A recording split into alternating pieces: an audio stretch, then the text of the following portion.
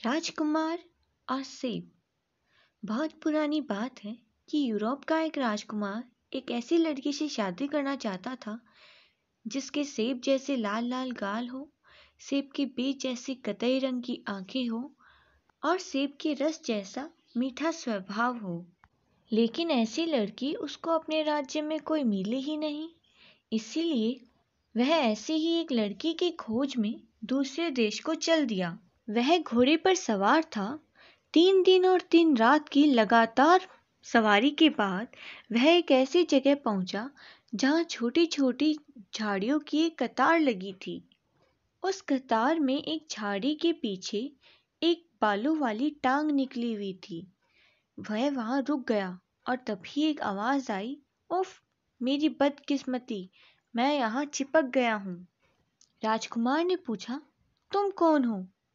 फिर वही आवाज फिर आई और उसने बोला, तुम मेरी टांग खींचो, तब पता चलेगा कि मैं हूं। अच्छा कहकर राजकुमार ने जोर लगाकर उसकी टांग को खींचा। तब एक छोटा और गोल आदमी बाहर आया जिसने लाल और हरे रंग के कपड़े पहने थे। राजकुमार को अपने को बाहर निकालने के लिए धन्यवाद दिया। राजकुमार ने पूछा, मुझे तुम्हारी सहायता करके बड़ी खुशी हुई, पर तुम इन झाड़ियों में क्यों पड़े हो, यह तो बताओ। वह आदमी बोला, एक राक्षस ने मेरी बेटी को चुरा लिया है। जैसे ही उसने यहाँ आकर उसको पकड़ा, मैं यहाँ आकर छिप गया। राजकुमार ने पूछा, तो क्या वह तुम्हारी बेटी को यहाँ से उठाकर ले गया है? हाँ, उसने उसे अपनी एक उंगली और अंगूठे के बीच दबाया और यहाँ से उड़ गया। मैं तो पूरा गूंगा सा हो गया और खांस भी ना सका। राजकुमार बोला, यह तो बड़ा बुरा हुआ। वह उसे किस तरफ ले गया है? वह उसे भूखे कुत्ते, थकी हुई जादूगरनी और खाई के पार बने उस दरवाजे के उस पार ले गया है। ऐसा उस छोटे आदमी ने राजकुमार से कहा। राजकुमार ने दोहराया, भूखे कुत्ते, थकी हुई जादूगरनी और खाई के पार बने दरवाजे के उस पार। मैं तुरंत ही जाता हूँ और तुम्हारी बेटी को लेकर आता हूँ, मगर वह देखने में कैसी है? उस आदमी ने जवाब दिया, गाल उसके सेब जैसे लाल हैं, आंखें उसके सेब के बीज जैसी कतई हैं और स्वभाव उसका सेब के रस जैसा मीठा है। अगर तुम...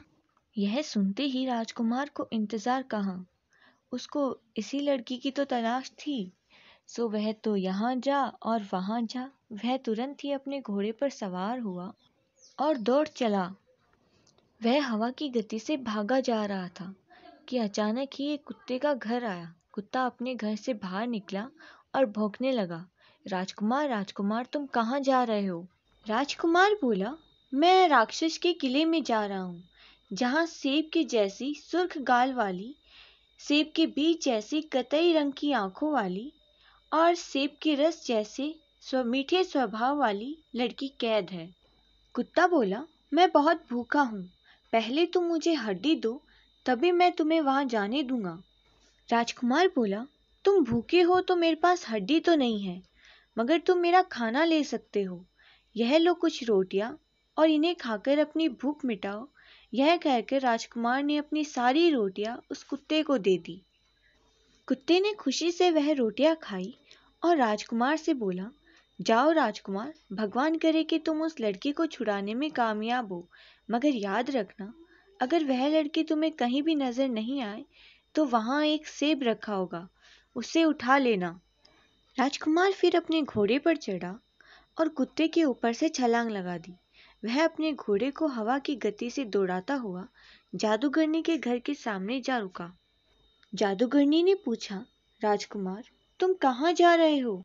राजकुमार ने जवाब दिया, मैं राक्षस के किले में जा रहा हूँ, जहाँ सेब जैसी सुर्ख गालों वाली, सेब के बीज जैसी कतई रंग की आंखों वाली और सेब के रस जैसे मीठे स्वभाव वाली लड़की कैद है।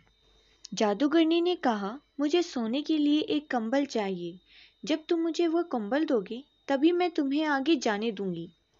राजकुमार बोला, तुम थकी हुई हो, मेरे पास कंबल तो नहीं है, पर तुम ये मेरा मखमली कोट ले लो। ये लो। यह कहकर राजकुमार ने उसे अपना लंबा मखमली कोट दे दिया। जादूगरनी ने वह लंबा कोट अपने शरीर के चारों तरफ लपेट लिया और फिर बोली, अब तुम जा सकते हो राजकुमार, पर हाँ, याद रखना अगर वहाँ वह लड़की ना मिले तो वहाँ एक सेब रखा होगा, उसे जरूर उठा लेना। भगवान करे तुम उस लड़की को छुड़ाने में कामयाब हो। राजकुमार जादूगरनी के मकान के ऊपर से छलांग लगाता हुआ हवा की सी तेज गति के साथ वहां से चला गया। अब वह आया खाई के उस पार उस दरवाजे के पास। ची ची राजकुमार, तुम कहाँ जा रहे हो? उस दरवाजे ने पूछा। मैं राक्षस के किले में जा रहा हूँ, जहाँ सेब जैसे सुर्ख गाल वाली, सेब के बीज जैसी कतई रंग की आंखों वाली और सेब की रस जैसे मीठे स्वभाव वाली लड़की कैद है, राजकुमार ने कहा। ची ची, पहले मेरे जोड़ों में तेल लगाओ, तभी मैं तुम्हें यहाँ से जाने दूंगा, दरवाजे ने कहा। राजकुमार बोला, ओह, तुम्हारे जोड़ों में तो जंग लगी है। मेरे पास कोई तेल तो नहीं है, पर थोड़ा साबुन है। यह कहकर राजकुमार ने दरवाजे के जोड़ों में साबुन लगाया।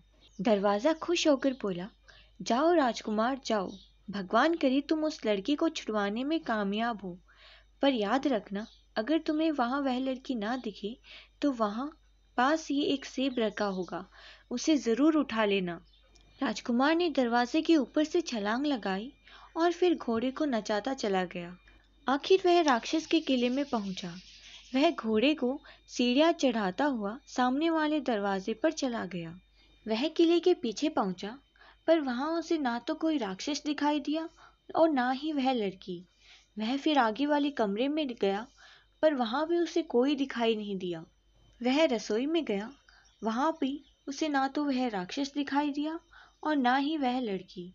अब वह राक्षस के सोने वाले कमरे में पहुंचा। वहां उसे खराटों की आवाज सुनी।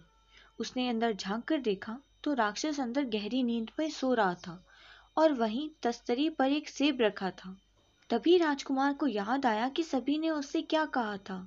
हाँ, अगर वहां वह लड़की दिखाई ना दे तो वहां एक सेब रखा होगा, उसे जरूर उठा लेना। सो उसने हाथ बढ़ाकर वह सेब उठाने को चाहा, लेकिन राजकुमार के छूने से पहले ही वह सेब एक लड़की में बदल गया, जिसके गाल सुर्ख सेब जैसे लाल थे, जिसकी आंखें सेब के बीज की तरह कतई रंग की थी।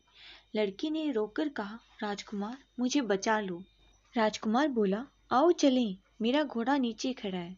और वे दोनों भाग चले। राजकुमार ने लड़की को घोड़े पर बिठाया और वहां से दौड़ चले।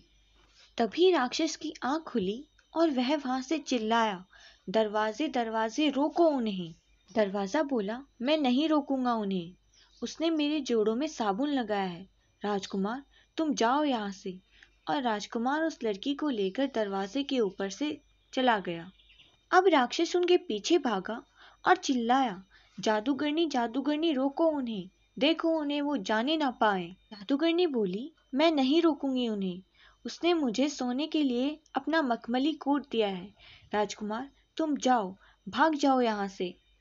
और राजकुमार अपना घोड़ा दौड़ाता हुआ वहां से चला गया। राक्षस अपनी पूरी गति से उनके पीछे भाग रहा था और फिर चिल्लाया, ओ कुत्ते, रोक लो उन्हें, वह वहां से जाने ना पाए। कुत्ता बोला, मैं नहीं रोकूंगा इन्हें, इसने मुझे खाना दिया है, जाओ राजकुमार तुम। और फिर राक्षस जब पीछे से आया तब कुत्ते ने उसे काट लिया और उसको फिर पकड़ लिया। राजकुमार भागता ही गया और भागता ही गया। वह तब तक नहीं रुका जब तक वह झाड़ियों की कतार नहीं आई जहां उस लड़की के पिता छिपे हुए हैं। घोड़े की टाप की आवाज सुनकर वह आदमी फिर से वहीं छिप गया। फिर राजकुमार ने उसकी टांग पकड़कर उसे वहां से निकाला। असल में वह आदमी घोड़े की टाप की आवाज सुनकर डर गया था और फिर से वहीं पर छिप गया। उसे अपनी बेटी पाकर बहुत खुशी हुई और राजकुमार के कहने पर उसने अपनी बेटी की शादी राजकुमार से करा दी। राजकुमार को अपनी मनपसंद लड़की मिल गई थी। वह उसे लेकर घर आया और उससे शादी करके खुशी खुशी रहने लगा। चैनल को सब्सक्राइब करें और बेल आइकन पर क्लिक करें।